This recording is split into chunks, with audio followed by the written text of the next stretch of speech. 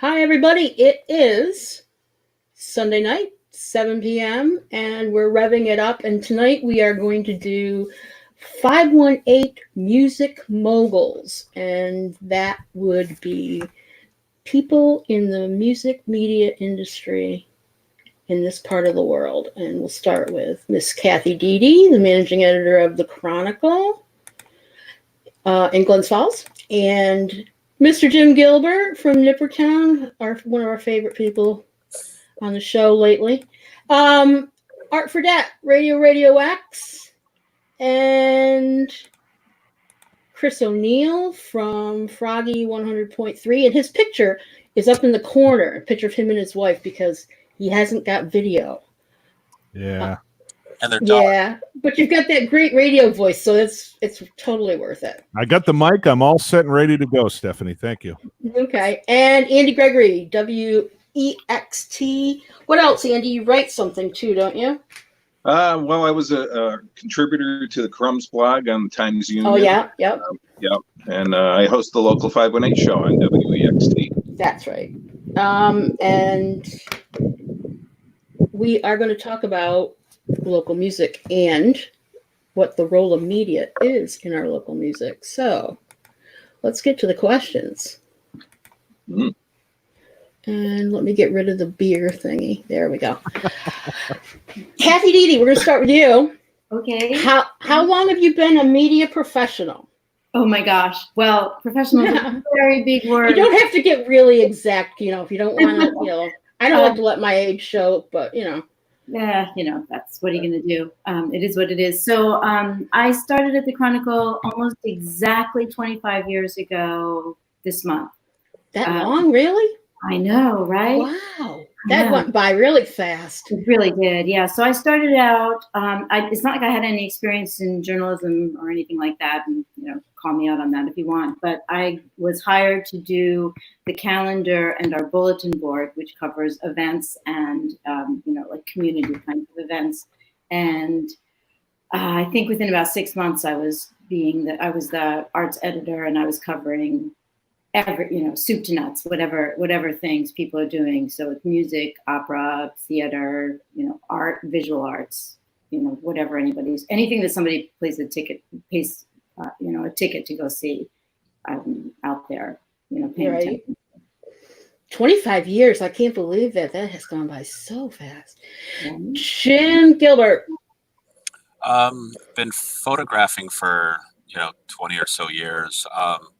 In media, I owned, maybe 10 years ago or so, owned Upstate Metal, and then ran Upstate Metal, then helped run Upstate Live, and then owned New York State Music until very recently. And about a year ago, took over Nippertown after Greg Hames's untimely and unfortunate passing. So, yes, it was quite sad. Art Fredette, besides being one of the lawn sausages and Radio X, what else? How long? The Experience Monthly, also our monthly paper. Yep. And about 36 years. Wow. Started on WRPI as just a wee lad. There's an old one. Yeah. And from there, in and out of the business, for either booking shows or promoting shows or working for media. And here we are now. Where was I 36 years ago? I should have said, I actually did radio before I did even Upstate Metal, though. I did a sports show, and then, of course, a long time ago, I did college radio. So, Kathy, did you ever do radio? No, I very briefly I did some commentary for WAMC right before they started to do the roundtable. And once they started doing that, I wound up not being part of that, because they were having so many people in, so many voices. I didn't feel like I had a place as just as a professional voice, as they were making that segue. It didn't really work for me to keep doing that. So that's it. No. Chris. Yes. When did you start in the media business? Well, that voice probably right out of the cradle. Yeah, probably. I always love to hear myself talk, but no.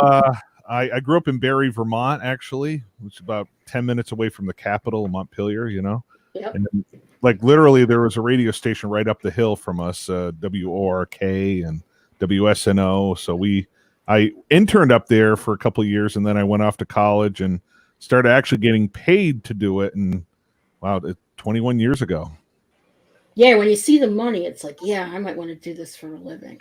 Yeah. When you see money. Lots of money. Lots of money. There you go. Yeah. Don't all laugh at once. Come on. No. I worked for iHeart. Hey, That's not money right now. my first DJ gig was $25, and I thought that was great. It put gas in my car for a week. But you know, it's never been about that. I sound kind of corny and cliche, but it's never been about that for me. I've always just had just loved doing it, and I still do, and try to. I hate to use a movie actor, but I try to Daniel Day-Lewis everything I do here at the station. Hopefully someone gets that. Daniel Day-Lewis, like he's the consummate actor. He just, Focus, studies and dedication. Yeah, and just he lives the role for a long time before he actually gets on screen. Yeah. He's very well known for that. It's not like The Method, but it's like he actually becomes the person. Yeah, it's beyond Method. Yeah, it's beyond Method. And Andy? It's always good. I'm more the newbie, I think. I really haven't been in media except for maybe about 15 years. Wow. Really, I'm trained as an architect and a design professional, so that's been what my profession is. But I've always enjoyed. Go ahead. Go ahead. I was just going to say, I'm curious as to how you made the transition from architect and design to radio. Well, big towers, you got to build them. No, actually, it's I've always loved the local music. Had family members and bands that toured the East Coast and all that, and so I always loved music ever since I was a kid. So how it kind of transpired is, played in cover bands and things like that. Nothing anybody's ever heard of, but it was always for fun. And from there, I knew Mike Guzzo, and Mike Guzzo ran Crumbs Cafe and Crumbs.net. Some people might remember that. And so I eventually, he asked me to come in, and I was co-host for the Crumbs Cafes for a while. Because I knew some of the band members that they were getting in, and I knew other bands, so we were getting guests that way and things like that. Plus, that led to contributing to the blog on the Times Union, the Crumbs blog, local. That's music where I blog. first saw you. Yep, and then from there, and voice work and things like that with Mike. EXT kind of headhunted me down for the local 518 show, and that was back in 2004. So that's when I started that. So it's been 15 years, probably more than that, really. But the brunt of it's been EXT since 2004, and Crumbs.net and Crumbs Cafe before that. Right. Okay, so we're going to talk about what you think your role is in the local music scene. And when I say role, it's mostly your what you add to it, what you help with, what you think you're doing in this scene. You specifically, you, the unique person, not your job, but you as a person. So let's start with Kathy. I know what you do. You walk all over town in Glens Falls, and you call everybody and say, "What are you doing this weekend? What are you doing this weekend? What are you doing this weekend?" Gosh, yeah. Something along those lines. Yeah. So, I'm not an artist. I'm not a musician. From the time I was really young, I'm not an actor. From the time I was very young, I really liked the work other people did. I can remember being a high school kid and watching my classmates on stage in the show, and really, now that I think about it, really noticing and thinking about what they were doing and who was doing well and how they were succeeding with that. And that sort of has become weirdly, I never set out to do this, but as it turns out, I have spent my career, watching what other people do, observing them, celebrating folks who do it well, being able to get the word out to, the Chronicle readership, who's doing what and where they're doing it, when they're doing it, who's doing it well, and also to reflect back, hopefully, if I'm someplace, I get to be the person. I'm not necessarily the most musical, the smartest person in the room, to be honest, but I can be a person who's open and hears what people are doing, and it can be my place to point out a venue that's doing really great work, or a band that's really hitting their mark, or doing something unique, or coming up with a sound, or really out there killing it one way or another. So it's my privilege to be able to sort of be the one who gets to see it here and pay attention to it and help other people pay attention to it too. Right. The Chronicle does a great job of highlighting entertainment in the greater Glens Falls area mostly, but pretty much, up and down the Northway, of everything from, stage stuff to bands and tiny dive bars to the Palace to whatever. And they have done probably as long as I've been reading that thing, and that's probably since the beginning, before Mark actually started the paper. So I think you guys have a role, the Chronicle over like the Post-Star, for example, who are really tough to get to come out to things. We see you everywhere. And I think that's because of you, not necessarily because you are the managing editor of the paper. Jim Gilbert, what do you think your role is? To take pretty pictures. I think, that's how it started. Is I love the photography and stuff, but I've also the computer geek. So I think my role is to create a media, a place where people can promote their local music, their local events, kind of share some ideas. I think it's, I've tried to encourage young people or people who aren't necessarily into this business, if they want to try it out, get some people their starts or connect people. I think I get along with most people. I haven't pissed off everybody in the 518 yet. So I like forming connections. I like collaborating. This isn't my full-time job. I mean, my full-time job is I'm a digital integration manager for a big company. This is what I do all day. I do digital publishing all day long for my 9 to 5. So doing it for Nippertown, or when I was doing it for New York State Music, I don't have, if I'm able to collaborate with Art and he can make more money than me out of the deal, I'm okay with that because I don't need it to survive, but I want to do it because I want to spread the word out. So I think that's my role. Is I'm not doing this to make a living or anything like that. I'm really doing it to share it, to put it out in the world. And I love collaborating with Kathy and I share Andre. I'm still working on something with Chris Wink and EXT. We haven't figured that out. I like working with everybody. So that's kind of my role, is to connect people, and not be a dickhead. There's plenty of assholes in this world, so oh yes, there is. My goal is to not necessarily be one of them. That's it. That's simple, right? That's yeah, exactly. But I read I read and listen to everything you guys do. So last week it was May 18th, and Art did a full day of local music. So we promoted that on Nippertown, and we run Andy's report, and we add little things for EXT, and I think that's important. I think we need to kind of have that little hub that's we're like the demilitarized zone, and right now I think the world kind of needs a demilitarized zone. There you go. Yeah, Nippertown was always like that anyway too. Yeah, and I'm with Nippertown, I inherited 10 years of Greg's work and Sarah's work. Yeah. I mean, Sarah's was the back end, and I just wanted to kind of keep that legacy rolling, but doing it a little different. So we are incorporating a little bit more community stuff, and I want to do more art, and we have theater. So we're just trying to get that out there, and we're trying to be ultra local. But my personal role, I just like taking photos. It's kind of what I like. It's why and you're really good at it too. It's why I got into this, so I can bring my camera into a venue and shoot. You know, if Right. I'm being honest, Why I did it too. And I'd shoot for anybody. You can ask. My photos are all over the place. If you like them, take them. Use them in your publication. What the hell?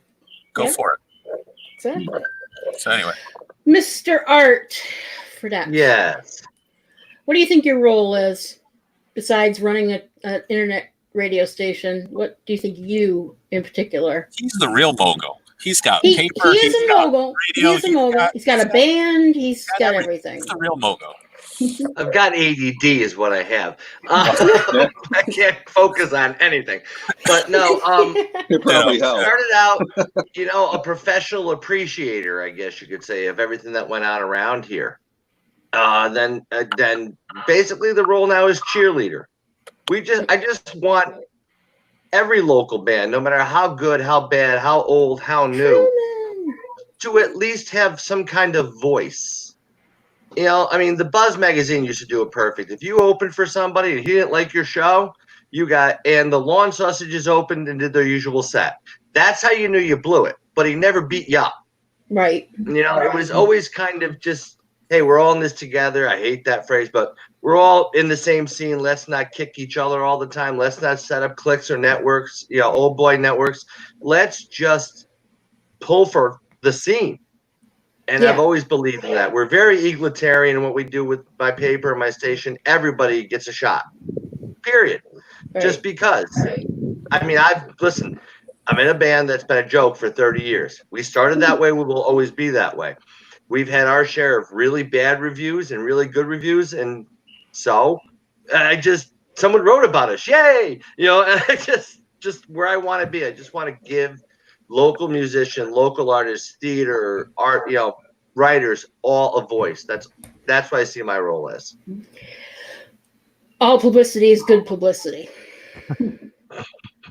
Yes. Mostly, yeah. Yeah. Well, if your name gets out there, if you're, I don't know, if you robbed a local convenience store, at least your name's in the paper, and they'll say so-and-so from the Lawn Sausages, robbed a smoking shop, for, a vape pen or something. Then, your name's out there. She's starting rumors now, No, I'm kidding. Everybody knows I'm joking. It would have been Newport Reds, not a vape pen. Oh, okay. That's how much I know about your personal habits. I don't know that Newport Reds. Amy Modesti. I'm going to have you on, girl. Don't worry. We're going to do something with Amy soon. Yeah, she's a great kid. But she's got the enthusiasm like the rest of us about, helping everybody around town. If we had 100 more Amy's in the scene, we'd have no problems. Well, that would be the street team.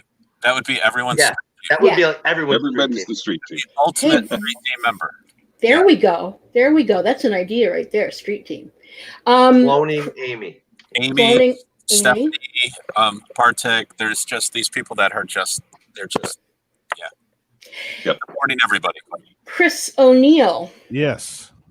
What do you think your role is in the scene? Well, your country. You're focused on country music. That's the first thing. Yeah, we're a radio station first and foremost, and like Kathy, we need to focus locally. Our areas are Warren, Washington, and Saratoga counties mainly. So we focus on those three counties the most. And as far as musicians, as you guys know, there's a lot of country talent in this region. And we can't play just because of Stephanie and I were talking about it. We have to play Luke Bryan, Sam Hunt and stuff like that, but we also play 90s country like George Strait. So there's not a lot of like local opportunities, but we do have a couple. And we have a Sunday night show called The Future Country Revolution, and we've had Big Sky Country in our studios because we can't have, unfortunately, because of FCC. I know, Jim, you joked about that earlier, but having like Kyle Bergalt Band and all of those guys come in, and they can play original songs, but they can't do cover songs because of FCC. So, like, I know Big Sky Country, they've actually, I know Leland has actually written and published a song on iTunes when it was iTunes. So we've had them come in and play original music. So, and we play it back on our Sunday night program, and then we upload it to our Mixcloud page, and then we can share that, and people can hear, local artists on the air, which is kind of cool because, again, we don't have a lot of opportunities for them, but that Sunday night show, we've had some other artists in there. I don't know if you guys ever heard of Ryan Clark, but he originally from Albany, but he lives in Queensbury, but now he's moving. He's actually moved to Nashville. He's doing some stuff down there now. So yeah, I filmed him a few years back when he was, just out of high school. Yeah, and he just gone down to New Paltz. I think he went to college at New Paltz. Yeah, he just left. And I did one of his last nights up here. Was my first video with him, actually. I think he opened for Frank Palangi or somebody like that. Yeah, there's another talent. He doesn't play country, but I know I've interviewed him like once on one of the hospice programs way back when I first got down into Glens Falls. But no, there's a lot of local country music talent, and I mean, Skeeter Creek, they don't do original songs yet. Nope. But I mean, gosh, Renee and David, and Joe, they're a bunch of they're a great band, and they attract crowds. And they literally, all they have to do is say we're going to be somewhere, and they have like their fan base show up, So it's Creek Freaks. Creek Freaks, yes. I wonder how they did last night. They were at Frog Alley in Schenectady. I saw that. I was watching it for a little while, but I see. I had this. I told them on the country show, I can't get close to them with a camera when they have a live show because of the Creek Freaks. They push me away from their band. I can't go anywhere near them without these people. Like, who are you? What are you doing pointing a camera at my band? Get away. You can't stand there. You can't stand there. Luckily, I've been able to get a few close shots of Joey playing the guitar. But yeah, you're right. It's really hard to get close. Oh my God. And it's a good thing, but it's not a good thing. And Dave said the same thing. He said, we love our fans, but yeah, they can get really aggressive if you get too close to the band. Now, is that obsession? Is it a fan base? Is it an obsession? I mean, I'm not sure if that's like, Country music fans are predominantly more loyal than any other music format, and in live concerts, you'd think like a heavy metal show or a rap show, there would be more like fights and stuff. It's usually the country shows. Yep. Yeah, it's crazy how that works. But. Yep. The first time I ever saw a fist fly past me was at a country show. Yep. Yeah. To cover as a photographer, country shows are the worst. Yep. For that same reason. Oh yeah, it's about their passion for the music. Yes. Yeah. They fall in love with their band and they stick with it. It's the same thing with Big Sky Country. And I was telling them the same thing on the country show I had a couple weeks ago, where I first met them, and my first film job with them was at the Meadowbrook, which is a band out near Amsterdam, or a venue near Amsterdam, and they had a staircase that went up to the front of the stage, and their fans literally walk right up that staircase during the show and stand in front of the band. Yeah. So Ashley could not see the crowd from the center stage where she's singing because there is a wall of 8 big guys staring her down on the staircase, and every stair had 8 people blocking your view of the band. So they've now recently taken the stairs out, but when I first went there, I couldn't get a decent straight shot because all these drooling country fans had packed the staircase, and they were standing there drooling over Ashley singing and not letting me do my job.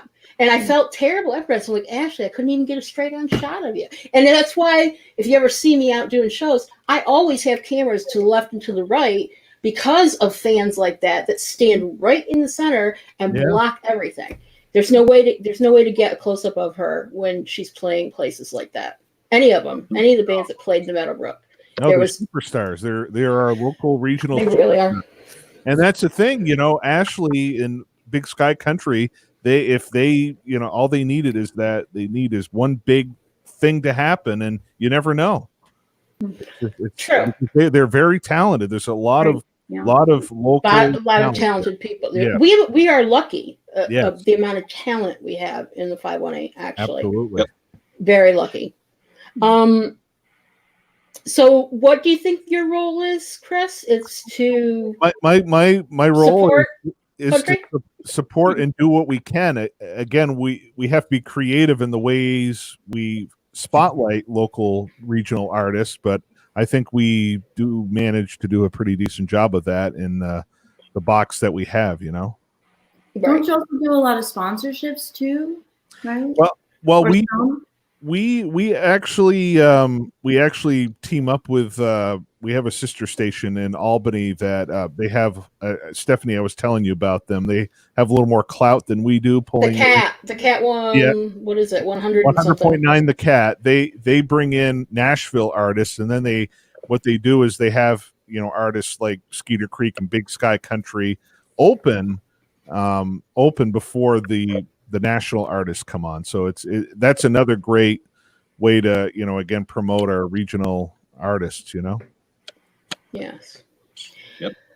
Andy, I think of you as, before you say anything, I think of you as like the godfather of original music in Albany, because every time I read your Crumbs Cafe or your report or listen to one of your shows, you are like supporting some of the most obscure players, the rarest players in the 518. And I'll give you an example. Before he started kicking up, Luke Garrett, he doesn't play very often. He doesn't put out product very often, but you've supported the heck out of him, you and Chris. Oh yeah. And there's other bands on your list that I love Pony and the Pancake, but I have never gotten to a show. I've had to listen to them either on Bandcamp or Sound, whatever, or I see them on your report. They put out something. I've got to go listen to it. I love them, but I never see them anywhere. It's like you get the rarest people.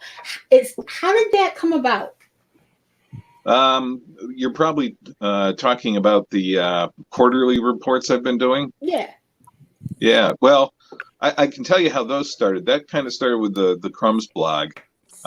Just trying to, Mike and I tried to put together some of for one of the years,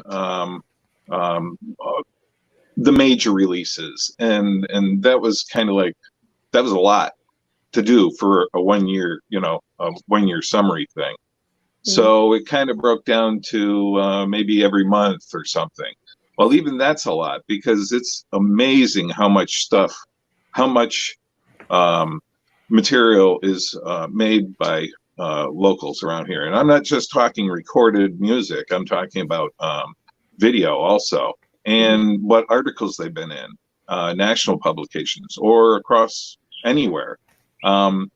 So that's how that kind of started. And, network, I've always supported local music and musicians, whether it's their Bandcamp or GoFundMes or Kickstarters and things like that. So I've always contributed to those. Plus, the big houses like Proctor's and any of the other things too. So I've always been a supporter of the arts that way.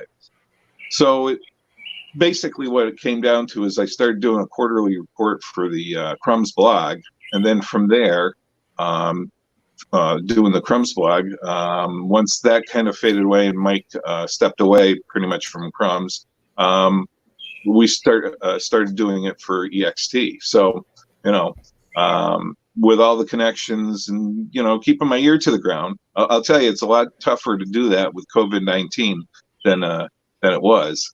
But still, I like to get the whole breadth of what's going on, at least out there, for people to kind of pick and choose and look for. You know, there's the big ones, you know, big bands of the different genres around here. But I like anyone that's interested in local music, even a passing interest, would find something in some of those reports. So I've always I found a whole bunch of bands I'd never heard of in your reports, and you probably never I've got to find out some of them again. Yeah, but I think I still want to know. Like, I see the name or I see something that you've written, and I'm going, why don't I know these people? So then I go and find out, do a little research, and find out who they are, and then that's how I found out about half of the really, obscure little projects that go on around there. And it's from your report. It was totally from your report. Thanks. So, I mean, that was what I thought your role was. But what that's what you think your role is, just to support the arts and use your position at WEXT to do that? That's pretty much what you think your role is? Yeah, it's that shining a light in the darker corners, I guess. Also, yeah, I like that sometimes idea. You're bringing out some different artists and people that might not have even been heard of, but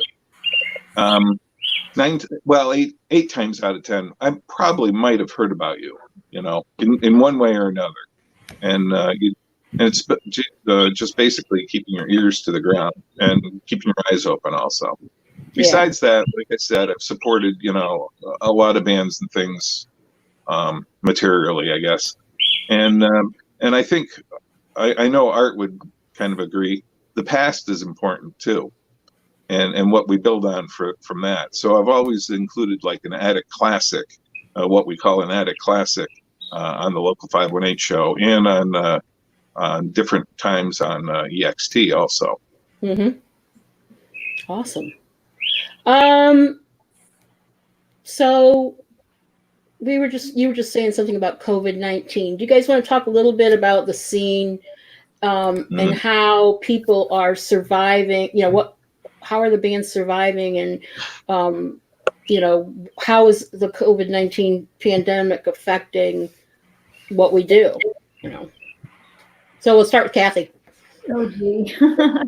Okay. I'm going to look at it I'm sorry, I'm just trying to make sure that the light is okay here. I'm going to look at it a little differently just from my perspective. It's hard for me to get a sense of what's exactly happening for the specific bands and how they're surviving exactly.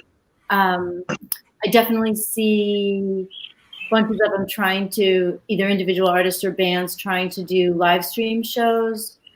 I like it better if they tell me about it far enough advance. For myself, I like best if they can tell me about it far enough in advance that I can help get the word out. I think there's a lot of stuff that's swinging by super fast that's hard to find. I think, for example, Cafe Lena is doing, Sarah Craig is absolutely knocking it out of the park. She's got, even if you don't know what's playing every night, she's doing something almost every night. So to go and look and see what she's got going on. She's made, does somebody remember the number? I think it's something $25,000. Is it $25,000 that she's put into the hands of artists, right? Yep, $25,000. Yeah, right. When they had their 60th anniversary show, which was a killer show. It was fantastic, and it had immediacy to it. They've got, she lobbied and got herself the right to put people back in the studio, rather than they got deemed essential. So. Right, they got deemed essential. And how did that work? Well, they're Saratoga, baby. It's politics. It's a lot of. I mean, it's not like they're serving food or anything. Well, no, it's only just to get the bands back. It's not like there's customers in there. It's just right. So I think it's about that. Oh, it's an empty. It's completely empty. Yeah. No audience. Yep. And a lot of places are doing similar things. They just, I think they went an official capacity to do it, and I think that was smart. And I do think that she's being really good about getting the word out, and they're getting a great following for it. She's booking well, So that's one that I'm seeing that I'm really appreciating the work that she's doing. Stephanie, honestly, I think you're doing a really nice job here. You're putting on good shows, these Sunday shows that you're doing, bringing in good group of people. Oh, well, thank you. I'm just a bored housewife that. You're very informed and you're very connected, and you're using that in this moment when people are looking for conversation and connection, right? Yes, that's exactly what it is. I think you're doing that. I was going stir crazy, not being able to talk to my band friends. I'm still going stir crazy, not being able to video my band friends, but at least I can get them to stand in front of a camera and I can watch them. And if you guys want to watch too, that's fine, but that's mostly for my benefit. This is why I have people on. That sounds creepy. I just want to look at your pretty faces and stay, chit-chatting. Who wants to keep stalking them? No. Yeah, that sounded a little creepy. I was told early on, and I won't say who the musician was, but basically called me stalkerazzi for walking into bars with my video camera and filming the bands. And I would always say, to somebody in the band, do you mind if I shoot? And they'd be like, no, go ahead. But this guy, and he's well known in the area as a solo musician, and he called me stalkerazzi, and I've never forgiven him for it.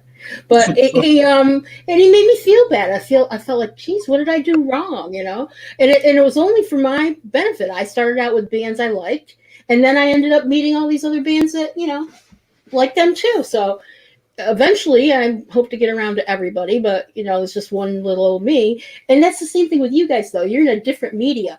You are one person, but you have the tools to reach many, many people. Right. So, that's the cool thing about what you guys do. It is cool. It is very cool. So during COVID-19, Kathy, you were saying that you want them to. I'm begging.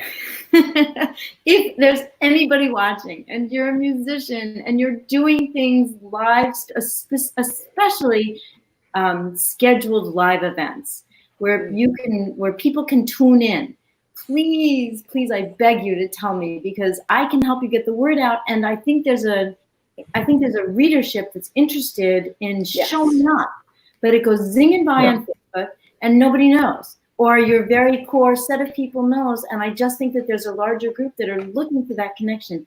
I'll tell you, on the national level, I've seen the two big live things that Dropkick Murphys did. That was great. I watched that. St. Patrick's Day, so great and so immediate. And watching the comments going by, nothing has made me feel like I'm in the room with it as much as that. And again, smaller local shows where they're doing that, when Stephanie is doing her live tapings and people are commenting in real time with the music. It's not the same as being in the room, and it can be a little depressing after a while, but it definitely is better than zero. And I think it keeps the community of artists going, at least for now. Right? Yes, because some of them are going absolutely bonkers. Yeah, not being able to play to a live audience, and some of them didn't have very far to go. That's right. Some of them were already on the edge, and this is just taking them over the edge. You don't know how accurate that is. Names, but there's a few. Yeah. And we know who they are. Most of us already know who they are. While we're doing this, I just noticed on my feed, Big Sky Country is live right now. Yeah, they are. Yep, they're live tonight. We're competing with them too. So you got no country fans listening to this. No country fans. I get a lot of. I'll tell you what. On the replay, we get a lot of views. All my country music jokes. So Jim, COVID-19. It's tough. I think some people have done it really well. I think Sean Rowe doing it consistently Sunday. I think. Aaron Harks, but these guys already had a following, and just like Big Sky and just like Skeeter Creek. So for the ones who already kind of had a draw in this area and kind of are local celebrities, I think they were able to really latch on and be successful in this. and it breaks my heart. Sometimes I go to other feeds where it looks like there's 3 people watching or something like that, and incredibly talented musicians. And it's almost like too much. Some nights it's too much. I think Lark Hall, what they started this past Saturday or past Friday with their window sessions, it's really neat where that was cool. it's going to be viewed. And that was Mirth Films. I know Frankie, but they have 4 cameras and they try to get it so like it feels like you're there. But then out on the streets, there were another 30, 40 people just listening through the window. So I thought that was unique. Shane Spillinger over at Manola, he's been having some live stream shows. So there's other ones besides Cafe Lena, but I think Cafe Lena has kind of set that bar at that 8 o'clock at night. If I'm not sure what I'm going to do, I'm going to be watching Cafe Lena, and I know it's going to be a great show. So Sarah has always booked really good bands, and her her new star, her brilliant spotlight artist of the month every month, that was always one of my favorite shows is to go to and to photograph, because she'd handpick these artists that nobody knew, but it's just going to blow your mind. And in a year, they're going to be all over Americana radio or folk radio. But so I think those who have already been successful, already knew how to be successful, were successful. I think the other ones who don't necessarily have that experience and they're struggling a little bit more. I'm hoping COVID goes away soon enough, but even when it does, the artists are struggling, the promoters are really struggling. This is changing the life of the promoters. And the venues are dying. Thank you. The venues it's going to be tough with the venues especially. It's going to be very tough to come back. It's going to be very tough.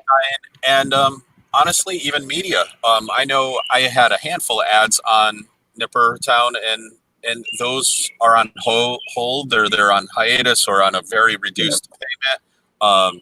I know Art had to go to online for the last issue, right? And 1 issue, and then we started printing again.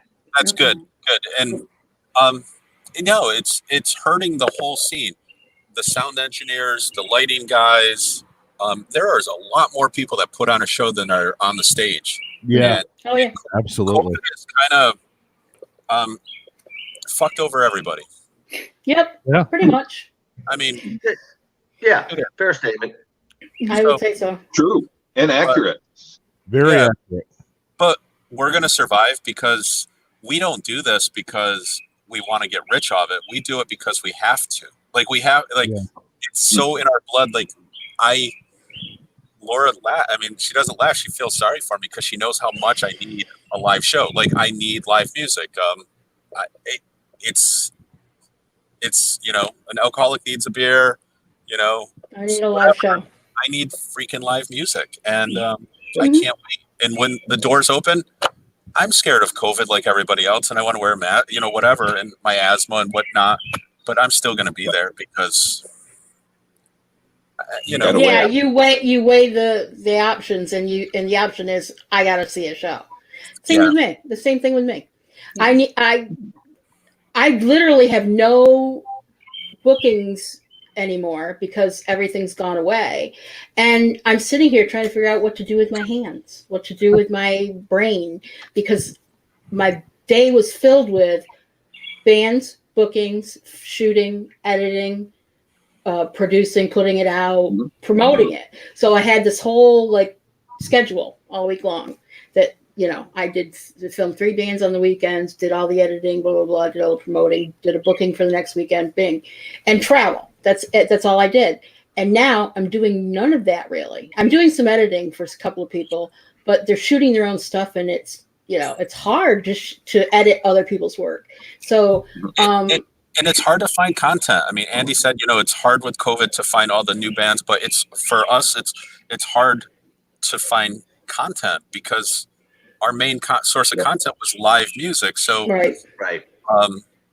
Or galleries or local theater. I mean, so Patrick White's not writing about local theater because, there's theater. There's e-theater, and we've written about that, and we're covering that, but we're having a hard time. And then our writers, our people who provide the content, the photographers and writers, what the hell are they doing? So they're not out there doing it either. So the people that used to help us with content, they're bored out of our mind. They're stuck. So that leaves, holy shit, I need to get a couple articles on Nippertown every day. And Laura and I, every day, it's like, what do you want to write about today? And luckily I do partner with other people like the Spa or like the Experience that are, and we try to collaborate, because if we can't do this alone, No. I can't do it alone. We can't do any of this alone. This whole scene can't be run alone. Not one person can't grab it and run with it. It's a collaboration. Everybody between radio, print, me, photographers, booking agents, venues, TV, whatever. Everybody's got to work together. If you don't, then there's nothing. There's going to be nothing there. Right. And that's the one thing that this COVID debacle, whatever you want to call it, event has proven. It's got to be a community effort, especially with the arts and entertainment scene. Yeah, venues aren't coming back, and it's a big occupation. It's huge. Even they said so. I mean, I don't know if anybody saw on my Facebook page. The people that are getting hit, the entertainment industry that's getting hit. You think about the superstars who, they can ride it out because they're superstars and they've got money in the bank or whatever. But the vendors at festivals, the booking agents, the promoters, the food stall people, the merch managers. It goes down to the porta potty people. Yeah, go down to the porta potty people. It goes all the way down to there. Yeah, they're losing. They're all losing. And then all the porta potty people, the media. Exactly. Thank you. The rest of us down here underneath the porta potty. And then ASCAP. Hey. And then the FCC. Hey, don't be mad at ASCAP. I used to work for them. I'm still on the show. I think Art's next. I ran too long there. Yeah, no, that's fine. We got plenty of time. So, Art, let's hear your COVID. Well, everybody mentioned the streaming. I love to see the bands doing that. They're kind of going all the way back to their original garage or living room or wherever they started. You've mentioned Pony and the Pancake. I remember giving them their first gig at P4th. Oh my God, I love them. I love them. Sean Rao is my open mic host at one of my places, early on. And these guys do things well because they paid their dues. This is giving younger bands a chance to hone their craft a little bit too. And some of the older bands are working on things like, what about merch? What about finally starting that band newsletter or getting the website so it's something other or than setting up my home recording studio? I've heard that about a dozen times. Exactly. So it's something other than a landing page or a cassette recorder in the corner. Right. They're getting down to the nuts and bolts, and I think we're going to see a lot of really great and exciting things come out of this on the other side. But if I don't see a live band soon, I'm going to be in the corner drooling on myself and rocking back and forth with withdrawal. I look like Ray Charles and on that movie Ray. There, I'll be in the bed all like. It's not going to be good. It's going to be very, very, very. It's not going to be pretty. It's not going to be pretty. It's not pretty anyway, but it's going to be a lot worse. I got rid of my pretty. We'll have to come and save you from yourself, Art. We're not going to let you go in the corner like that. We won't let him go sinking down that. No, quick. He's not going to get be over in the corner like Renfield or something. Rensselaer County kind of just said screw you to the governor, so who knows what's going to happen there if they're going to open up with shows and whatnot. So I heard something about that. Yeah. What venues in Rensselaer County? Let's talk about. Well, I don't know. What's going to still be open? What's going to be openable? Who can afford to stay open? Hi, Michael. Yes, we all need live music. We're all going stir crazy. And but by the way, Bob Millis said it's a good yak, folks. He's enjoying the conversation. Oh, and Bob has great insight on the scene and what's going on, and he's my hero. Where it's going to kind of end up, he's an analytic kind of guy. What I like, and he's thinking. He's like playing chess with this. He's thinking 3 or 4 or 5 steps ahead, or even maybe more. So always, great story for you, right? What was that? He did. I think he did a really good story for you on what's the future going to look like, right? He is. He did, and That was Right. fantastic. He's contributed with us too. Great, insightful stuff. Yeah. and everyone loves Michael Hallisey. If anybody doesn't know, he could very well be in any one of our spots. He runs the spot. So if anybody's listening or watching, and I love Michael too. So. I have video of Good work Bob with Millis Mike. playing He's the drums. best. Yeah. Did you hear me? What was that? I have video of Bob Millis playing drums. No, Yes, I do. I want to see that. Okay, Yeah. I'll share it with you at another time. He'll be mad at me, but I'll do it. I get some really interesting offcuts, like blooper cuts that I should put together someday after all these years. I've got some really good stuff. In a long Lot of stuff. I think Stephanie's got an income coming there. Yeah, I'm gonna start blackmailing everybody. That way I can make up. That way I can make up all the money I'm losing. Chris, Yes. radio and COVID-19 with you. I mean, how's it affecting how's it affecting you? Well, we still get to go to the studio, but right now there's only like 4 or 5 of us on air people plus the general manager, and every salesperson's doing stuff from their house right now. And same with our front end receptionist guy who also does graphics and takes care of our websites and social medias. Mm-hmm. So it's kind of we're running at half speed, I guess you could say. Mm-hmm. But we're still coming into work and making sure we update the community about what's going on. We do our best, like Kathy. It's the artist side of things. I follow Big Sky Country, Skeeter Creek, Ryan, Chelsea Sulky's another regional artist. I only find out when they go live. I have a hard time keeping track of who's doing what. So, but as far as being staying on top of the local stuff, what's happening and how it affects our listeners and clients, we're doing the best job we can. When people inform us, I think we talked about communication. When people let us know what's going on, it helps us get the word out better Right. and clearer way. Yeah, definitely. One of the things that was always been a problem for me is when somebody calls me the night of a show and says, "Can you film me tonight?" Are you kidding? I booked out months in advance, and you've got to, when you book the gig, you got to book me. Otherwise, I don't stop on the night and just, show up. You got to communicate. And that's the whole point, is the communication between the artists and stuff. It's got to be there. It's got to be there. So, Andy, COVID-19, how's it affecting you? Yeah, well, your question's really toward the bands, but first I'll say that WXT is a public radio station, so there's always info and things like that about what's going on. My show is kind of on hiatus. We're doing reruns on that because my home setup isn't that great, or not radio worthy. Not yet, at least. But everyone else is, either recording from home or from the station, so it's still running that way.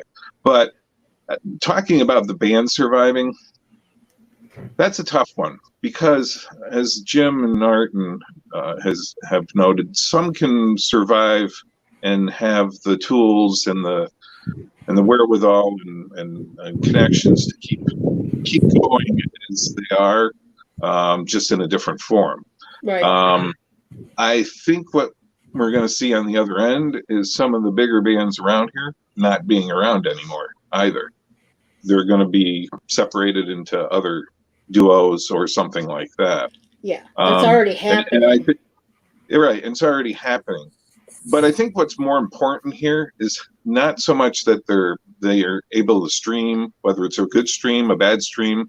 It's whether they can bring in money for those things, whether it's three viewers, 30 viewers, or 300. And I think the problem is I think a lot of them haven't quite figured out how to monetize and keep themselves going that way.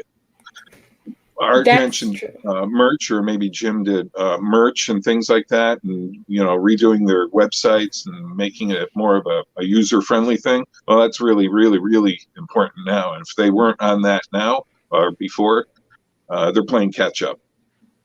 Yeah. But Right. there is kind of a good thing about all this. It's almost like a whole bunch of different clubs, and you can't go to all of them at one night. That's true. So That there is is that. true. Yeah. So there is that. I definitely surf around the streams quite a bit. Even daytime. Yep. I liked Stephanie was doing daytime streams. So like at work, I would have, because I'm still working from home, but I'm working. So I would actually kind of keep those running off to the side. There was a guy who out in Buffalo who was doing like New York State folk songs, Todd Rucks and or Dave Rooks or something. And I was watching that like from noon. Like, so during the work and stuff, I would always keep like streams on and try to pick up the music as much as I possibly can. Mhm.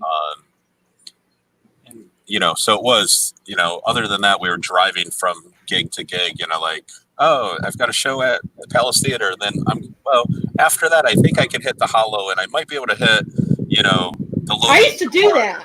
I used to do that on a night. I used to hit all the bands in downtown Glens Falls, Lake George, I think there was a few times where I saw you in Saratoga and then turned around and saw you in Albany the same night. And it's exactly. like, why are we carpooling? Damn it! We should have. But I did that 20 years ago, but half of those I don't remember. Yeah. So, there's that. I was much younger then, and I could hit a lot of places, but I can't do that anymore. Yeah. So I mean, the whole pandemic thing, it's hit a lot of industries, but this one particularly hard, I think, is the point I was trying to make. Yeah. Because you don't think about it when you're out there, but it's huge. There are so many people involved. Well, and if you look at a band on a stage, you think, oh, 5 guys or 3 guys or whatever. But you don't think about all the people behind those 5 guys that got them to the stage. And it's huge. I'll tell you, last night when I was watching the live stream of what was happening on Pearl Street, I was like, don't touch the Times Union Center. Oh, wait, don't touch the Hollow. Oh, you better not touch the Palace Theater. Don't touch McGeary's. Don't like Pearl Street Pub. Like I was doing the same thing. I was like, go after the banks. Screw the and they did. It's your fault. The banks got broken into. It's your fault. So mentally, I was like, just stay away from the venues. If you want to attack somebody, attack the banks. They have all our. They'll get bailed out. It's okay. They get bailouts. Our venues are not getting bailed out, and so fine. Yeah, politically incorrect. It's honest. Jim, you said something really interesting there. The venues aren't going to get bailed out. No, they're not. And for ages, I've been on both sides of this, being a quote unquote musician, John Coltrane and kazoo or something. I don't know, but and haven't been a bar owner. And the argument is always, we don't get paid enough. We don't get this. The venues screw us.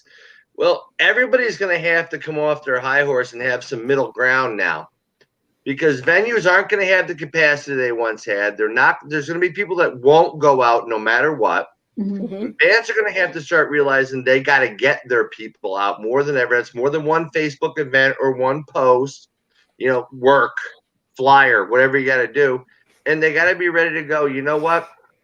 I do this because I love it. I like the money too, but I do this because, as we said earlier, it's who we are. It's part of us.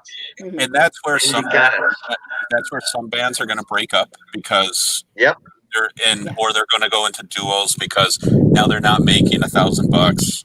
They're making 500 or 250 or whatever. And we're going to see a difference. I mean, this COVID is affecting things. I think what we're seeing this week might affect some things. We're in a new world, and I know people don't like saying that this is the new norm, but it's a new paradigm. It's a new paradigm. We don't know what the new norm is going to be, but the point is, the 6 of us will be there when this is through, and we hope a lot of other people will come through it with us. They talked about venues being the first that were closed and the last that'll be opened again, right? Yeah. Yes, absolutely. Killing me because, like I said, they're the places that they're when they were saying that they might open church, I think I posted on Facebook. I said, "Oh, good, the venues will be able to open up because, as far as I'm concerned, they're my church." Right. You know, Yeah, I remember when you wrote that. the bands are my pastors. They're the ones preaching the word to me, and that's where I get my holy experience. So if churches can open up, then goddamn it, venues better be able to, because the hangar in Troy is my personal Vatican. I absolutely need right. to be there. You know, it's Nothing And gets me then Chrome is St. Peter's Basilica.